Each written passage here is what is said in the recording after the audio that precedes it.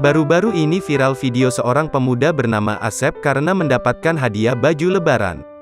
Ia tampak bahagia karena selama ini hanya mempunyai satu pasang baju saja. Asep merupakan seorang anak yang bisa dibilang mandiri. Kondisi ekonomi yang serba sulit membuatnya tidak pernah merasakan bangku sekolah. Saat ini dirinya harus menjadi tulang punggung keluarga untuk mencari nafkah dengan berjualan kangkung keliling dengan keuntungan yang bisa dibilang kecil, yaitu hanya Rp500 per ikat kangkung.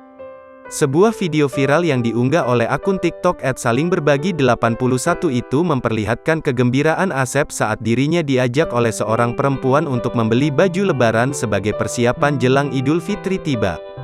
Dari informasi yang didapatkan dari unggahan video sebelumnya, Asep ternyata hanya memiliki sepasang baju saja yang selalu ia kenakan sehari-hari.